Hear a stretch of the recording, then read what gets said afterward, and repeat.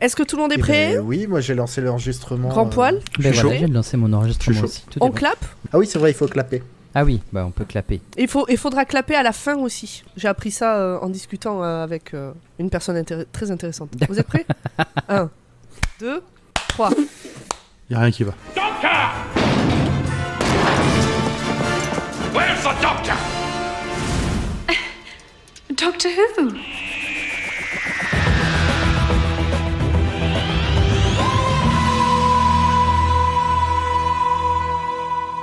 Bonjour, bonsoir et bienvenue dans Dr Watt, le podcast où Zu vous parlera de comment il a dépensé sans compter, mais jamais, au grand jamais, du docteur.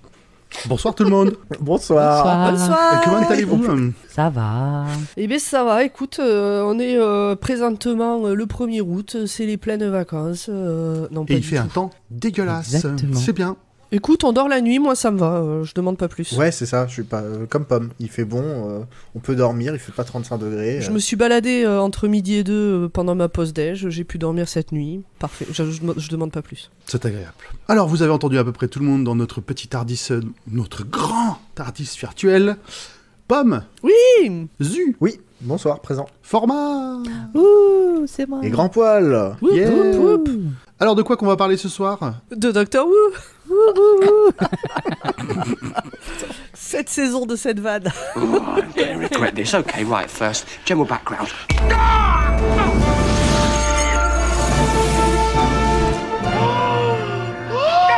Alors, Pomme, de quoi ça s'agit? Alors, on va parler d'un épisode qui s'appelle Dinosaurs on the Spaceship, ou les dinosaures dans l'espace. Spaceship, c'est pas espace, hein. On est C'est d'accord. vaisseau spatial. C'est vaisseau ils auraient pu spatial, faire hein. l'effort quand même. Mais des dinosaures sur le vaisseau spatial, c'était peut-être un peu long. Bon. Donc, c'est sorti le 8 septembre 2012 en Grande-Bretagne et le 25 mai 2013 en France. C'est réalisé par Saul Metzstein, que je ne connais pas. C'est scénarisé par Chris Chibnall. Et ça, j'en parlerai. Grâce à ça, j'ai gagné un point en expérience Doctor Who. en XP fan de Doctor Who. Tu nous en parleras Ouais. plus tard. C'est le 11e Docteur qui est joué par Matt Smith. Nous avons Amy et Rory à ses côtés. Et dans les acteurs notables, nous avons Mark Williams dans le rôle de Brian Williams, qu'on a pu voir comme aussi le papa d'Arthur Weasley dans Harry Potter. Le papa de Ronald Papa Weasley. de Ron. C'est le papa Ok. qui s'appelle Arthur. Oui, c'est le... Oui, c'est papa Arthur et là il joue papa Brian Williams, Voilà, parce que c'est c'est le père ça. de Rory. Exactement. Brian Pond. Ouais, Brian Pond. Je ne suis pas un pond. Bien sûr que vous l'êtes. Il y a David Bradley qui joue le rôle de Solomon, qui est le méchant, qui joue Rusard dans Harry Potter, parce que tous les acteurs anglais sont passés par Doctor Who et Harry Potter. Oui. Et Rupert Graves dans le rôle de John Riddell, qui est chasseur-explorateur de l'époque édouardienne en gros. Et lui on le connaît parce qu'il joue Lestrade dans la série Sherlock. Eh oui. Je me demandais où je l'avais vu. Et puis finalement nous avons Ryan Steele dans le rôle de la reine Nefertiti. De quoi ça parle les dinosaures dans l'espace, Pomme? Ouais, j'essaie de gagner du temps parce que j'ai quasiment aucun souvenir de cet épisode et que je n'ai pas écrit le résumé. Alors, Merci. de ce que j'en sais, c'est terrible, là je l'ai vu. De toute façon, je l'ai vu, le lendemain j'ai voulu vous en parler, je me souvenais pas de quoi ça parlait. Alors, un indice dans le titre. Ouais. Alors, c'est sur Terre, il y a une alerte, ou sur je sais plus quelle planète il y a une alerte, parce qu'il y a un vaisseau qui se rapproche. Ouais. Le docteur dit attendez avant de le descendre, je vais aller voir ce qui se passe dans le vaisseau. Il embarque Amy et Rory. Et les militaires disent on vous laisse 6 heures, de toute façon après on tire que vous soyez revenus ou pas. Et là, ils arrivent dans Jurassic Ark. Voilà, exactement, j'ai vu ta vanne sur Twitter. Ah, j'en suis fier, je la refais, je la réutilise. Franchement, elle était très bien, Jurassic Ark. Bien Et en plus, je l'ai comprise, donc j'étais particulièrement fière. Et bref, sur ce vaisseau spatial, ça se passe pas comme prévu. Et puis en parallèle, il y a la vie normale de Amy et Rory. Qu'est-ce qu'on en fait et qu'est-ce qu'ils en font et voilà. Est-ce que c'est un résumé qui va à peu près bien? C'est pas mal. Ça va. Ça suffira. Ça C'est suffira. spoiler free, on a C'est dit. spoiler De toute façon, free c'est- et pour Voilà, le reste. c'est lui qui doit faire le reste. On va en venir aux mains après. Voilà. Alors, justement, si on parle d'en venir aux mains, qu'avez-vous pensé de l'épisode et est-ce que ça vaut le coup d'essayer de convaincre les auditeurs de le regarder? Auditeurs et auditrices. Format. Ouais, c'est un épisode sympa, on se prend pas la tête. En fait, ce que j'aime bien dans cet épisode, c'est qu'on a un vrai méchant. Voilà, et c'est le méchant de la semaine, mais un vrai méchant de la semaine en vrai. Et je trouve que il y a pas trop, il y a pas assez, il y a de la fraîcheur, beaucoup.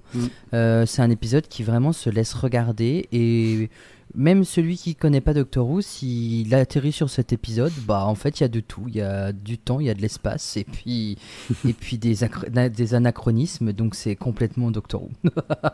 Des courses dans les couloirs. Et d'ailleurs, en parlant de méchants, enfin vraiment, souvent dans Doctor Who, les méchants, ils ont des raisons, ils ont des trucs, t'essaies d'avoir un peu d'empathie pour eux. Là, non, c'est juste un connard. Ah mais c'est ça. Ah ouais. mais Il c'est est ça méchant que parce qu'il est méchant. il est- Et il est méchant de chez Exactement. Moi, j'aime bien. Et moi, je trouve ça incroyable. J'en parlerai après, mais je le trouve incroyable, ce personnage. Pomme, Euh, ça va être compliqué si tu t'en souviens pas. non, mais alors, en fait, c'est un peu frustrant parce que je me souviens m'être dit pendant l'épisode « Ah, ça c'est intéressant », notamment sur la vie normale des Mierori et tous leurs questionnements. Mais cet épisode ne m'a laissé aucun souvenir alors que je l'ai vu il y a une semaine, même pas. Mm. Et j'espère que ça va revenir en discutant avec vous. Mais en fait, je suis d'accord avec ce qu'a dit. En fait, au fur et à mesure que Format parlait, je me suis dit oui, je suis d'accord avec tout ça. Donc, j'ai des vagues souvenirs quand même. C'est un épisode classique. Il y a de la course, il y a du truc. Mais je m'en souvenais absolument pas. Même en le revoyant, parce que des fois, on s'en souvient pas au début. Puis en revoyant, on se dit ah, mais oui, c'est vrai. Mais rien du tout comme si je l'avais jamais vu avant. Je me souvenais pas qu'on voyait le père de Rory à un moment donné, quoi. Alors que quand même, c'est marquant. Meilleur personnage. Il est génial, de ce que je m'en souviens. Voilà, du coup, Non, je sais mais pas très trop bien. quoi dire. Je peux même pas dire je l'ai détesté. Je peux pas dire je l'ai aimé. Je peux pas dire je m'en fous. Je sais pas. Ok, Voilà. très bien. Eh ben, je propose que Zu nous donne son avis. Bah moi j'aime beaucoup cet épisode, je trouve que...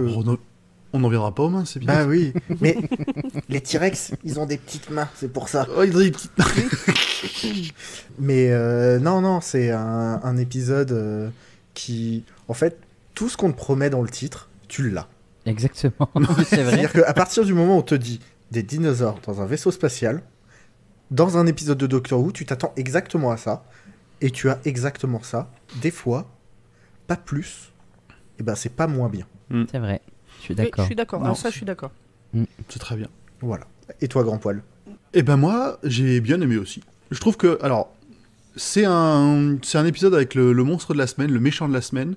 C'est agréable, ça fait du bien. En plus, l'été, franchement, c'est reposant. Tu rigoles, t'as un peu d'émotion. C'est bien dosé tout le long de l'épisode. Ça passe vraiment très très bien. T'as les petits ajouts avec notamment le père de Rory qui intervient. Il est magique, ce personnage, je l'aime beaucoup. C'est un peu le genre de personnage que tu vois pas assez souvent, un peu comme on avait le grand-père de Donna, c'était un peu ça. Le père de Donna. Grand-père. Non, son grand-père. Non, c'est le grand-père, Ah, le j'ai grand-père, eu ouais. un doute un Le instant. grand-père. Là. Ouais. Donc non, très bon épisode, vraiment agréable à regarder, ça va vite. Il y a juste un petit point qui me chagrine que j'ai eu dans les discussions, on verra à la fin. Mais sinon, à part ça, vraiment cool.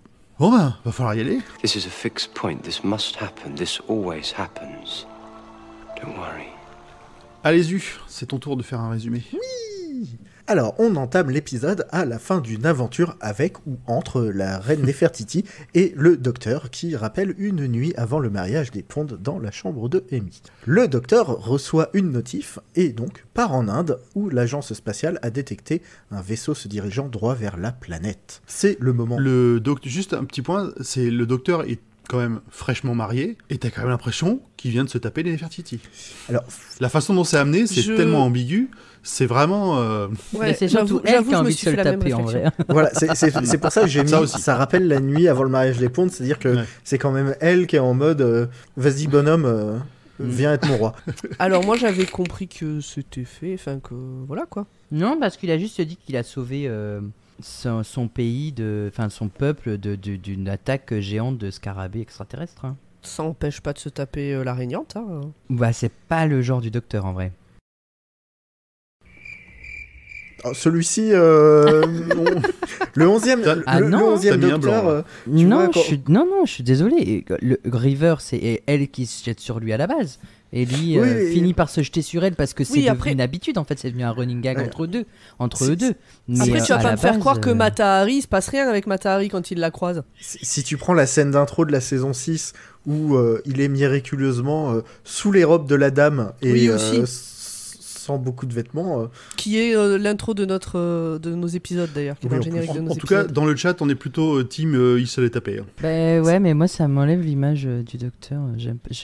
Après, si tout le monde est d'accord pour se taper l'un l'autre. Ça fait partie des petits points limites. Moi, c'est vraiment ça que, pour moi, c'est non parce que je ne vois pas. Pourquoi sexualiser le docteur, quoi. Ça, c'est ça que j'ai du mal à me faire à l'idée. Déjà, c'était un gros problème avec Rose à la base dans la saison 1 et 2, et puis Martha après. Le jeu avec Donna était très drôle, mais là, je trouve que c'est trop le sexualiser, ou en tout cas en fait, j'y arrive pas. Ce genre de docteur-là, je n'y arrive pas. Après, c'est mon avis, bien deviné. Non, je comprends. Moi, je comprends tout à fait. Hein. Et Elisabeth Ier, disait Monton dans le... Oui. Pas alors taper Elisabeth Ier, c'est ça qui... Non, il s'est marié par erreur avec elle, mais il ne s'est pas tapé Elisabeth Ier. Ah non, elle est restée reine vierge jusqu'au bout, hein. Enfin, je pense. Bon. J'ai un vague souvenir qu'à un moment, ils disent que comme ça n'a pas été consommé, ça a été annulé. Enfin, c'est peut-être moi qui me fais des idées, mais Modulo des Irgons, tout va bien. Mais ça, on en parlera à la fin de la saison. Pour revenir à l'aventure qui nous concerne, c'est le moment Mission Impossible. Le docteur a choisi d'accepter cette mission qu'on ne lui a pas confiée et va aller récupérer son équipe de choc, c'est-à-dire Nefertiti qui traîne déjà avec lui, John Riddle, donc, comme on l'a dit, un explorateur / chasseur anglais de l'époque édouardienne, c'est-à-dire fin 19e siècle. C'est très spécifique. Alors, je pense que des Anglais auraient la ref. Moi, j'avais pas du tout la ref de ce mec-là. Même Wikipédia a pas la ref de ce mec-là. Mais globalement, vous avez vu Tarzan ou Jumanji. Vous avez vu le film Jumanji. Et le chasseur dans Jumanji, c'est à peu près la même, quoi. J'ai aucun souvenir de Jumanji. Ah, Jumanji, très bon film. Très bonne série animée. Je l'ai vu, mais j'ai kiffé Jumanji quand j'étais petit. Et donc, il va aussi récupérer les ponds. D'ailleurs, est-ce que vous savez combien il faut de ponds pour changer une ampoule ? A priori, au moins 2. Apparemment, même 3. Parce que, Brian, quand même. Et oui, car Brian est là pour aider Amy et Rory. Mais qui est Brian ? Le docteur ne se pose même pas la question, car il se matérialise tout autour d'eux. Et va-t-on suivre les aventures de l'escabeau dans le TARDIS ? Eh bien non, on va suivre les aventures de tout le monde dans le vaisseau spatial où le TARDIS a atterri et le docteur remarque enfin Brian. Et donc qui est Brian ? Que veut-on savoir de la vie de Brian ? Beaucoup de choses, mais on saura juste que c'est le père de Rory. C'est très drôle aussi la façon dont le docteur, dès qu'il l'aperçoit, il se met en mode vénère. Mais qui êtes-vous ? Comment êtes-vous rentré dans mon TARDIS ? Passager clandestin. Pendant tout passager clandestin. Alors que juste encore une fois, t'as le docteur qui fait ce qu'il veut et n'importe quoi globalement. Pendant tout l'épisode d'ailleurs, un peu comme Eccleston à l'époque avec la mère de Rose. Ouais. Pourquoi t'as emmené ta mère ? C'est toi qui es parti avec elle dedans. Une porte s'ouvre à l'intérieur du vaisseau, des dinosaures apparaissent. Et c'est le moment de ce résumé où je me rends compte que je ne sais pas écrire dinosaure. Bref, le docteur est tout content, même s'il faut fuir, car c'est le générique. Il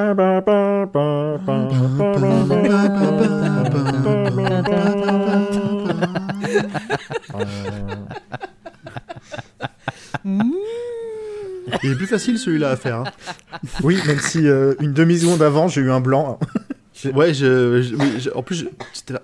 Putain, commence. Faut que quelqu'un commence. Je l'avais pas révisé. Ah ouais, c'était écrit dans le conducteur. Ouais, c'était écrit dans le conducteur, mais j'ai oublié de le réviser. C'est-à-dire que je prépare des blagues, mais pas jusqu'au bout, histoire de bien me foutre dans la merde. John se dit que il peut bien en prendre un de dinosaure et laisser l'autre au reste de l'équipe, mais bon, on ne tue pas les dinos, parce que, attention, sinon, dino danger. Le docteur bidouille une console avec Rory et Brian pendant qu'Amy lui fait remarquer que ça fait 10 mois qu'ils l'ont pas vu. Il se dit que ça serait bien d'aller voir les moteurs, mais là, ils se font téléporter. Ils arrivent sur une plage, donc avec Brian et Rory. Brian sort une pelle de sa poche, non pas qu'il ait une poche plus grande à l'intérieur, mais juste il a une pelle rétractable sur lui, au cas où, parce que... Il est très préparé. Voilà. Il a vraiment l'image en plus du mec préparé avec sa veste pleine de poches. Tu te dis il doit avoir des trucs là-dedans. C'est le mec qui se balade avec 2012, c'est bientôt la fin du monde en fait, à la base. C'est vrai. Donc ça m'étonne pas, moi. Ah, c'est ça. Il a plein de pelles. Non, il a plein de poches et plein de trucs dans ses poches. Il creuse pendant environ 2 coups de mini-pelle pour trouver du métal. C'est-à-dire qu'il aurait pu juste gratter avec le pied, mais non. Il fallait qu'il sorte sa pelle. Et donc, il y a du métal en dessous. Ce qui veut dire que c'est pas une plage. C'est les moteurs. Alors, il dit, cette plage a un sol, alors que peut-être qu'il y a juste un bout de métal à cet endroit-là. C'est vrai. Pardon. Hein. Oui, pardon, mais en même temps, ils n'allaient pardon. pas les montrer, c'est tout dans l'urgence, ils n'allaient pas les Après, montrer creuser pendant 2 heures. après, je suis sûr et que faire un Brian, carré. je suis sûr qu'il y a une scène coupée où Brian, il fait sur la plaque et il dit c'est porteur ça. Ah oui, elle est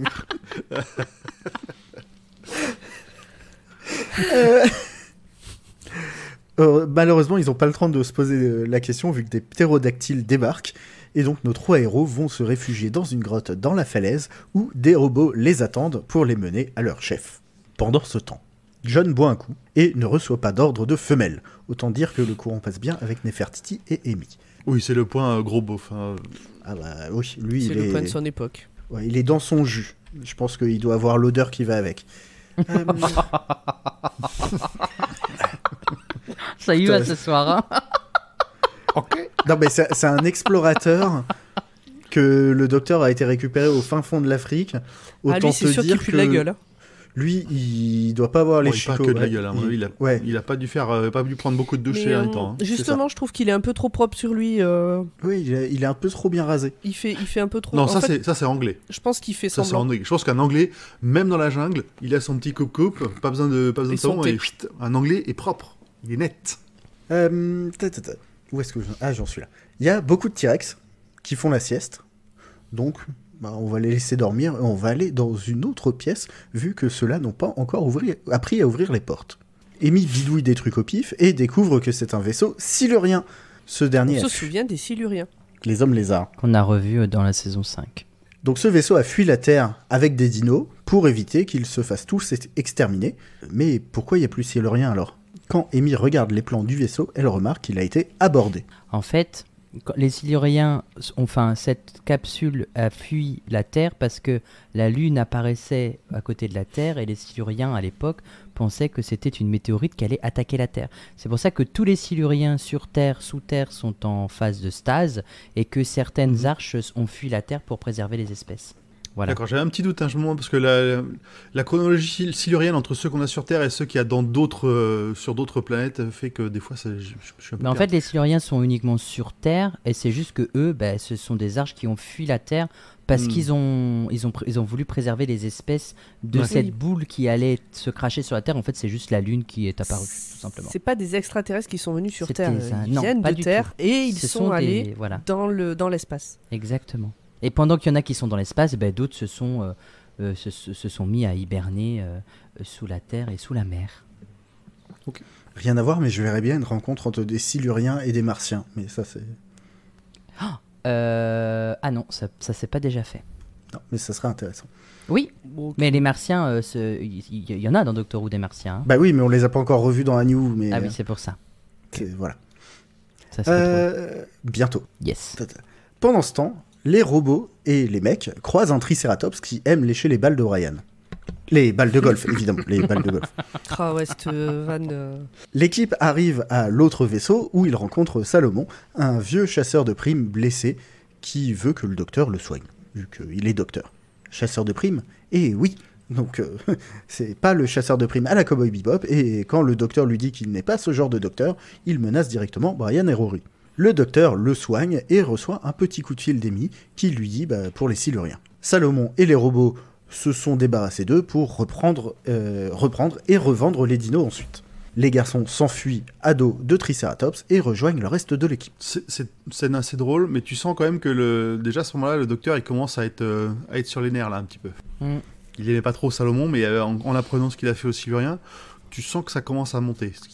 Tu sens que là, on est sur un docteur qui va être vraiment, vraiment vénère. Les exterminations, c'est pas son truc. Un génocide à justifier, ouais, c'est pas trop son truc au docteur. Hein. Non, je le comprends. Aucune des incarnations, mais particulièrement celle-ci. Salomon, ne pouvant pas piloter le vaisseau, qui revient doucement mais sûrement à la maison, décide de kidnapper Nefertiti, car il est beaucoup plus facile à revendre que des dinos, et beaucoup plus cher, et donc se barre avec. Alors, C'est pas tant qu'il veut la kidnapper, c'est qu'il veut la prendre en échange de leur...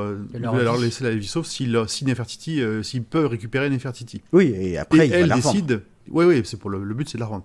Et derrière, Nefertiti, elle se dit... Enfin, les autres disent, ah non, hors de question, Nefertiti, si, moi j'y vais. Tu as sauvé mon peuple, moi je peux faire ça pour toi. Mais bon, c'est surtout à la base parce que, de toute façon, le vaisseau et les dinos, c'est fini, quoi. Ouais, il va pas y avoir... Puis ça retourne à la maison parce que c'est surtout le self-defense du vaisseau. Il n'y a plus personne pour le piloter, donc naturellement, il retourne à sa base dans laquelle il venait. Mais pourquoi qu'il pouvait pas piloter, hein? Eh ben parce qu'il lui faut 2 personnes avec des gènes en commun pour ça. C'est malin. Donc, résumons ce qui va se passer. Mais c'est pratique surtout d'un point de vue scénario. Est-ce qu'on a 2 personnes avec des gènes en commun? Bah oui, on a Rory et Brian. C'est fou, hein. Et c'est Brian qui y pense. C'est surtout ça qui est drôle. C'est Brian qui lève la main en plus. Et le docteur fait oui, allez, vas-y. Brian, il est très pratico-pratique. Hein. Il s'embête pas de détails, machin. Faut faire ça. Bah attendez, j'ai ça. Je dois avoir ça dans une de mes poches. En fait, il a tellement tout dans une de ses poches qu'au moment où il a besoin, de 2 personnes du même ADN, il a son fils pas loin. Ouais. Il a toujours ce qu'il faut dans sa poche. C'est donc trop ça. Les Williams sont aux commandes de l'arche silurienne. Amy et John s'occupent des T-Rex qui seront réveillés entre-temps. Et le docteur va récupérer Nefertiti. L'Inde, pendant ce temps, se décide à quand même tirer les missiles pour empêcher le vaisseau de s'écraser sur la Terre. Le docteur les détourne vers le vaisseau de Salomon. Et ça fait boum et tout est bien qui finit bien. Pourquoi l'Inde d'ailleurs? Alors, c'est ça que je me suis posé comme question. Je sais pas pourquoi l'Inde, mais surtout, alors c'est le docteur ne laisse pas vraiment le choix. Il menace directement Salomon. Il laisse le truc qui va tracer là-dessus. Et il dit démerde-toi. Non, c'est rare que le docteur est comme ça. On peut le dire. Ça lui est déjà arrivé quelques fois, mais c'est rare. Là, on peut parler d'un meurtre de sang-froid. Hein. C'est une vengeance pure et dure. Absolument. Bien sûr que oui. Le docteur ramène tout le monde à son époque, enfin presque, parce que Nefertiti elle va rester avec John en Afrique au 19e siècle. Brian prend son café à la porte du Tardis en regardant la Terre, avant de partir voyager et envoyer plein de cartes postales à Amy et Rory, un peu comme le père d'Amélie Poulain. Bref, la vie trouve toujours son chemin. Fin. Je pense que... J'ai presque envie de le revoir, ce film. Parce que je pense qu'il est bourré de clins d'œil à des films. Alors il y en a des évidents comme Jurassic Park ou comme Amélie Poulain. Mais du coup je suis sûre qu'il y en a d'autres que j'ai pas capté parce que je m'en foutais un peu de l'épisode. Ou parce que j'ai pas une culture cinématographique ultra développée. Et limite j'aimerais bien que s'il y a des gens qui nous écoutent, qui sont très calés en cinéma, qui regardent cet épisode avec attention et qui nous disent s'ils arrivent à relever d'autres... Je sais pas, je me dis que si, tu vois, il y en avait 2 évidentes, du coup il y en a très certainement... Pendant le... Il y a la légende de Beggar Vance. Il y a Jumanji, du coup. Matt Damon et... C'est quoi ça? Je n'ai pas vu le film. C'est quoi? C'est Matt Damon qui est un soldat traumatisé par la guerre qui revient aux États-Unis et Will Smith qui lui apprend le golf. Et à un moment, il a des balles de golf dans la poche. Ok. Mais tu vois, je me dis, ça se trouve... Non, mais oui, écoute... c'est léger comme référence. C'est capillotracté. Écoute, ça peut. Moi, voilà. C'est un appel très honnête et très sincère. N'hésitez pas à venir vers nous pour faire cet exercice. Qu'est-ce que je voulais dire autre chose? Oui, est-ce que ça t'a rappelé des choses? Oui, maintenant que vous en avez parlé, j'avais les images qui revenaient en me disant ah putain, mais j'aurais dû penser à ça, j'aurais dû noter ça dans la discussion, donc j'espère que je vais y penser sans l'avoir noté, ou que ça va me revenir pendant que vous dites d'autres choses. Je sais que j'ai été un peu déçu à la fin que Nefertiti parte avec l'espèce de gros bof là. Enfin, franchement... C'est un de mes points de discussion. Ah, bon, on en discutera alors à ce moment-là. Voilà. Mais moi, je n'ai pas écrit dans la discussion, mais je comprends toujours pas pourquoi l'Inde. Pourquoi pas Uni tout Torchwood? Et pourquoi un truc inventé de toute pièce qui ne sera jamais réutilisé plus tard dans la série?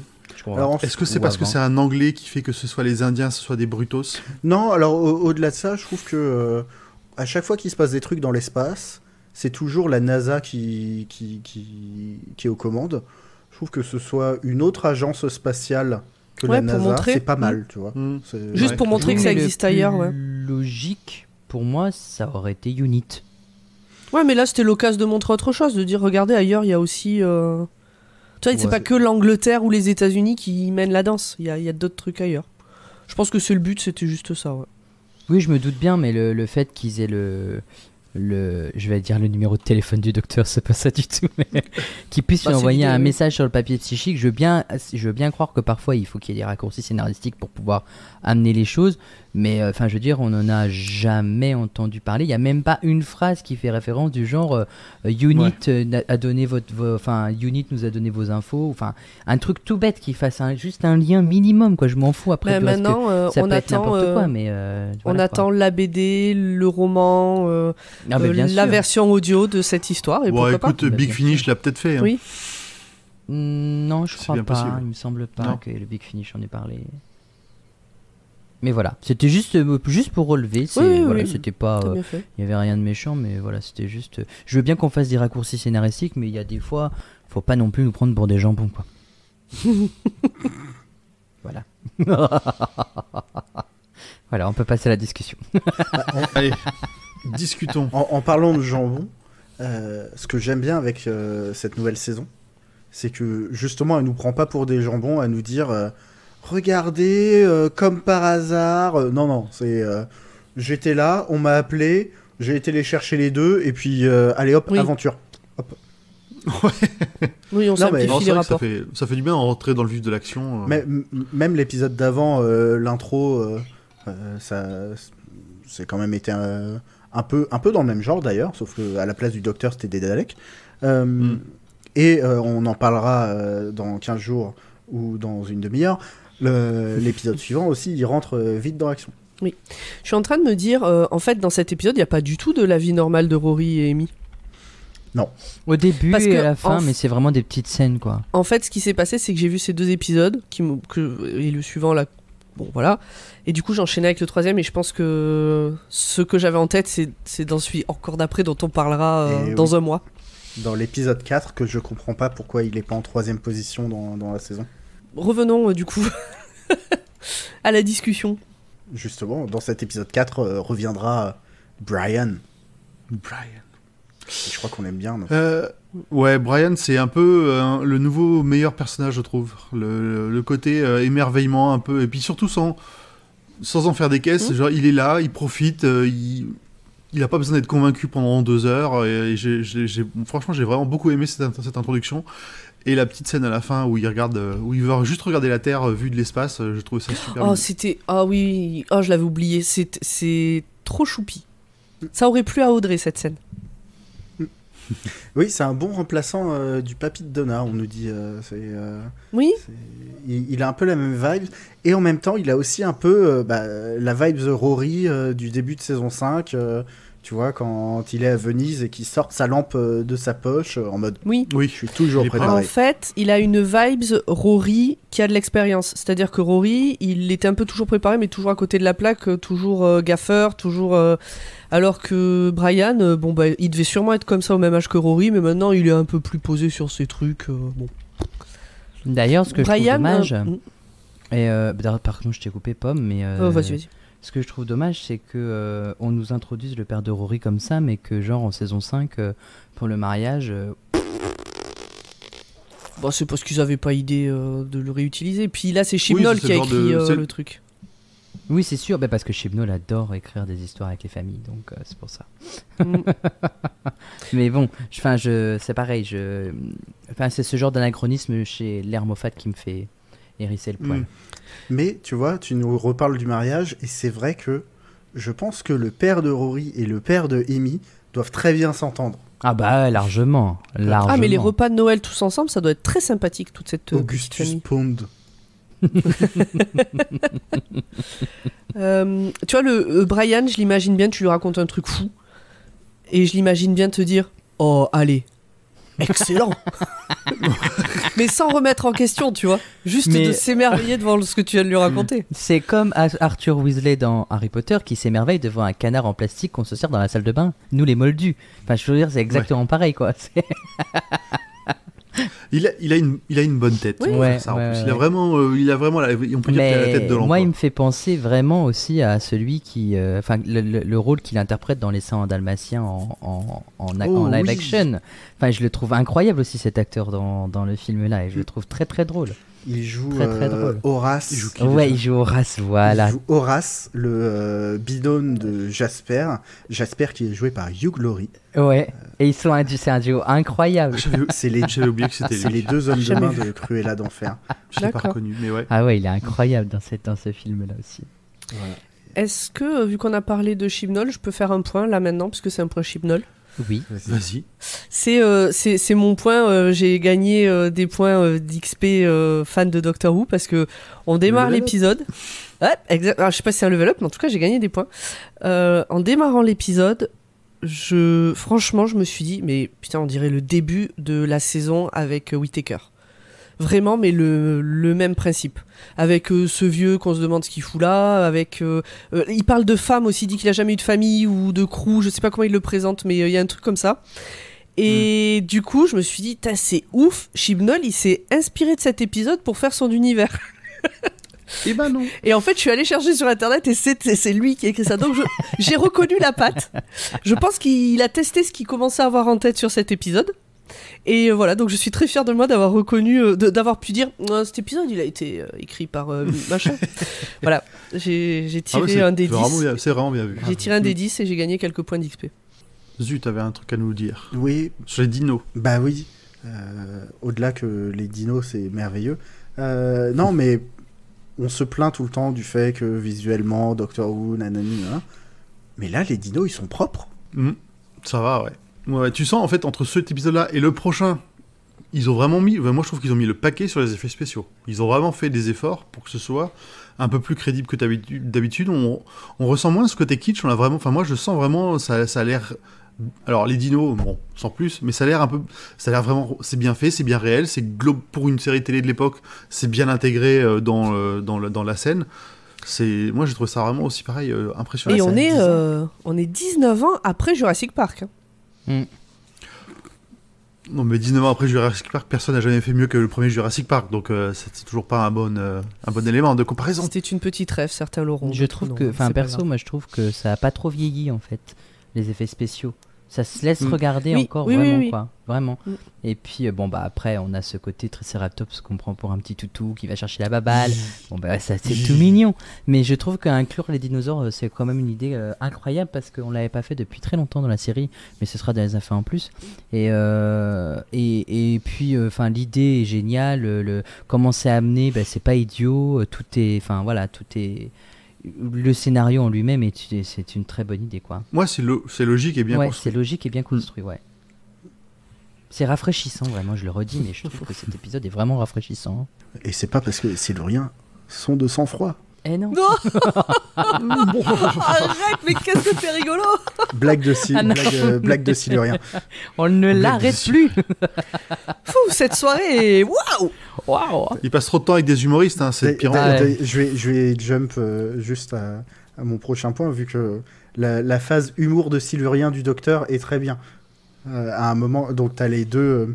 T'as le père et le fils, t'as Rory et Brian qui s'installent pour piloter, et t'as le docteur qui est en mode « Vous allez voir, c'est super facile, même un singe pourrait y arriver. Oh, wait, c'est ce que vous allez faire !» Et en mode « C'est de la blague de Silurien, mais il n'y a pas de Silurien, vraiment. » C'était très drôle. Et voilà. Ouais. Moi, je voulais rajouter un petit moment que j'ai trouvé touchant, mais un peu gros sabot, quand le docteur dit à Amy parce qu'ils sont en train de partager un moment qu'ils vont jamais mourir, qu'elle sera là, enfin qu'en gros elle sera là jusqu'à sa propre mort. Il dit sa fin, il dit pas sa mort, et qu'Amy répond en face de lui, peut-être que ce sera sa propre fin à elle. Limite tu sens face à comment faire le téléspectateur, clin d'œil. Oui, elle dit ou à la mienne. Ouais, ils rigolent à moitié, puis là ils font. Ça c'est de la préparation paiement un peu évidente. On nous prépare depuis le premier épisode, mais ça, on l'expliquera. Mais ça devient de plus en plus gros. Oui, oui, exactement. Moi, il y a le point que je vais redire, mais qui est important, c'est qu'on aime vraiment détester Salomon, parce que même s'il est un peu tocard et un peu concon, bah au moins il a le charisme d'être un vrai méchant et il tue de sang-froid. Voilà, c'est un Voldemort en puissance, quoi. Le mec il vient et il en a rien à foutre. Même si la valeur marchande est incroyable, il tue. Et puis David Bradley, vraiment, il est génial. Il fait tellement bien les enfoirés. Moi ça me rappelle Lord de Frey dans Game of Thrones, hein, c'est pareil. Hein, il était tellement sale. Ah ouais. Mais je trouve qu'il a ce charisme-là du personnage qu'on aime détester, mais vraiment quoi. Alors, le point suivant, moi j'ai trouvé dommage, on l'a un tout petit peu abordé dans l'épisode, que le grand chasseur blanc, il aurait pu en prendre un peu plus dans la face sur son sexisme et sa misogynie. Et vraiment déçu que Nefertiti finisse l'épisode avec lui. Vraiment, je comprends pas. Ou alors, elle veut changer, il peut changer. Non, ouais, mais du coup, c'est encore pire, ça fait vraiment le cliché de la meuf badass, mais qui rencontre genre un vrai mâle et qui du coup décide de devenir une vraie femme. Ah putain, franchement ça m'a saoulé. Et j'ai pas compris. Ouais, ça c'était vraiment dommage. Moffat et le féminisme. Ah mais là c'est Chibnall. Oui, pardon. Moffat a dû mettre sa patte quand même. Oui, voilà. Moffat a dû lui dire. Je pense qu'il aurait dit vraiment, ouais, non, si Nefertiti elle reste avec lui, est-ce que ce serait plutôt pas mal? Bah, de la même manière qu'il est à côté, j'ai lui, il est bien, prenez-le. Non, mais ce qui est très drôle, c'est qu'au début, on disait qu'on n'avait aucune info sur lui sur Wikipédia et tout. Et Amy a dit la même chose dans l'épisode. C'est vrai. Non, je sais pas qui vous êtes.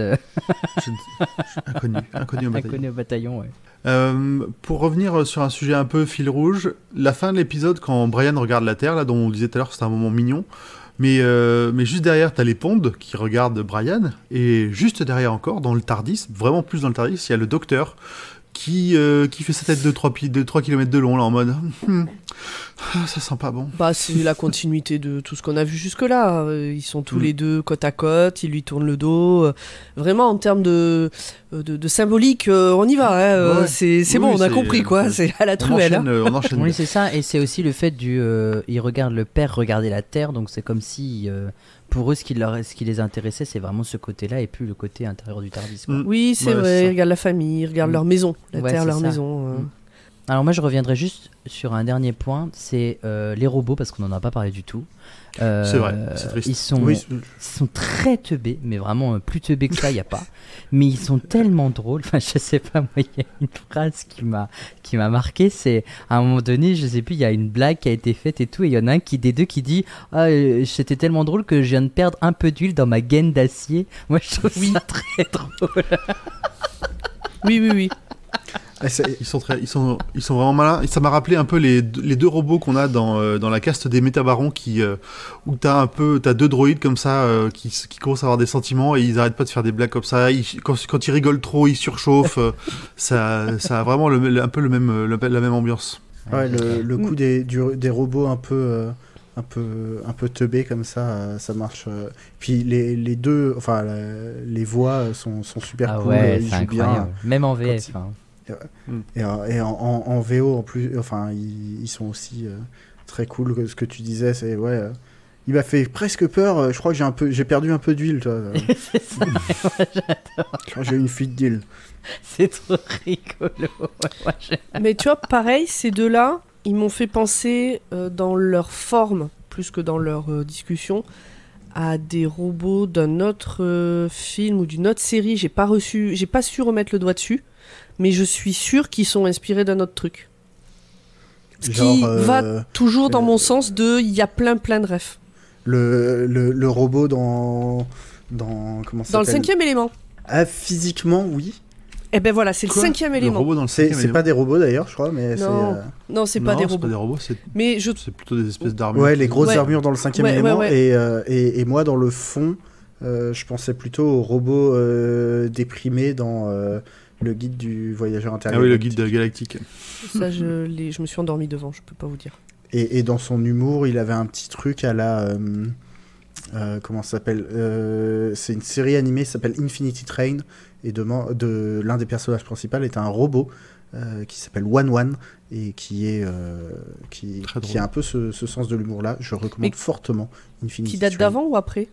Ça date d'après Infinity Train, c'est 2019. Donc c'est pas inspiré, Non, mais c'est un peu le même genre d'écriture. Ouais, d'accord. Mais donc oui, c'est ça. C'était physiquement, il me faisait penser au 5e élément. Je vois, j'ai l'image. Allez, on a fini. Oui. Je vous propose de passer au moment choisi. Qu'est-ce que vous avez préféré dans cet épisode? Ezu. Moi, je fais dans le dinosaure graveleux. Hein, Est-ce que vous avez quelque chose de... Comment il dit ça? Est-ce que vous avez quelque chose de végétal sur vous? Juste mes bols. Ok. Moi, j'ai rigolé aussi. Oui, oui. Non, mais la punchline, elle est bien. Hein. On est surtout, c'est le regard d'incompréhension du docteur et la honte dans le regard de Rory qui lui sait de quoi il parle. Franchement, la même vanne faite par l'autre con, l'explorateur, elle aurait été dégueulasse et graveleuse, et là, elle fait rire et elle gêne pas. Elle est pas gênante. Ouais. À part son fils. Oui, mais je veux dire, nous, quand on le regarde, on se dit pas « Ok, bigard », tu vois. Ouais, non, clairement. Et c'est exactement on peut rire de tout, mais pas avec tout le monde. Hein, c'est exactement ça. Oui, tout à fait. Grand poil. Ouais, moi, alors, mon vrai moment préféré, c'est quand même Brian quand il est au bord du Tardis, mais on en a déjà parlé plusieurs fois dans l'épisode, donc j'en ai choisi un autre. Et je reste dinosaure, et c'est le moment où, pour libérer la voix et péter la gueule, je crois que c'était au robot, Brian il lance ses boules, et il demande au Triceratops, qu'il a appelé Tracy, allez, Tracy, va chercher. Et là... Tu fais bien, hein. Je suis un homme simple, l'humour comme ça me parle. Moi j'ai beaucoup aimé le passage où il se téléporte sur la plage et que le père de Rory commence à s'énerver et que Rory dit non mais voyager ça le rend nerveux, lui il va juste chercher son journal et tout va bien pour lui quoi. Ah on l'a sorti de ses petites habitudes, c'est sûr. Ouais, c'est ce petit moment là de la petite embrouille familiale quoi. Et même qu'après le père de Rory il dit tu devrais te commander une pelle pour Noël, et Rory qui dit mais moi je crois plus au Père Noël, et le docteur plus loin qui fait moi j'y crois encore. C'est ça, juste cette petite scène là, c'est le c'est la Madeleine de Proust de l'épisode je trouve. Moi ça rejoint Brian le simple quoi, pas le simplé hein, le simple au sens où effectivement c'est pas dans ses habitudes de voyager et tout, et quand il est dans un Tardis il a compris qu'il peut aller où il veut, comme il veut, quand il veut, et le docteur l'infini, tout n'importe quoi, lui ce qu'il veut c'est boire son thé calmement en regardant la terre avec sa petite boîte à goûter, avec il veut prendre sa collation d'ouvrier un peu assis sur le rebord du Tardis en regardant la terre de là-haut, et je trouve que ça fait très enfantin, c'est-à-dire que vu l'âge qu'il a, il a dû grandir à une époque où il y avait pas de télé ou très peu de télé, évidemment pas d'internet et tout le reste, et où du coup rien que l'idée d'aller sur la Lune ou de voyager dans l'espace devait être enfin vous voyez ce que je veux dire quoi. Ouais, un rêve d'enfant quelque part. Quelque chose d'extraordinaire. Et du ce qui pour nous le reste aussi. Oui, mais on est plus habitué à voir des œuvres, à voir des images. Enfin, on a des images de Mars, on a des images de la Lune, on a des images en direct, tu vois, de plein de trucs. Donc, effectivement, je me dis pas, si demain j'étais dans l'espace, je me dis pas, oui, bon, ok, super, comme tout le monde. Mais je pense que peut-être nous, on a moins ce genre de rêve enfantin. Je sais pas comment dire. Bon, voilà. En tout cas, lui, ce qu'il demande, le truc qui le fait ultra kiffer, c'est tout simple, et c'est pas nul pour autant quoi. Voilà, et moi ça m'a plu. C'est une belle scène, et c'est marrant parce que on disait Chibnall, je trouve que cette scène est très tu vois, on peut avoir la même scène avec Graham dans le 14e Docteur. Exactement. Tu crois? C'est bien le genre, je trouve que c'est bien le genre à avoir son sandwich, son thermos avec du thé, et à se poser et à regarder la Terre. Ouais, peut-être. Ouais, je sais pas, il paraît un peu plus, j'ai envie de dire, moderne quand même, Graham. Mais je comprends le sentiment qu'il pourrait faire. Il n'aurait pas besoin de voyager partout et n'importe où. Une simple vue de la Terre, ça pourrait probablement lui suffire. No, hang on, shut up, wait. I missed it. I saw it and I missed it. What did I see? I saw. What did I see? I saw. Alors, c'est le moment des détails que vous avez probablement loupé si c'est la première fois que vous voyez l'épisode, mais pas nous. Et surtout, pas format. Oui, il y en a tout plein que j'ai répertorié et que Zu aussi a répertorié et c'est vraiment trop bien.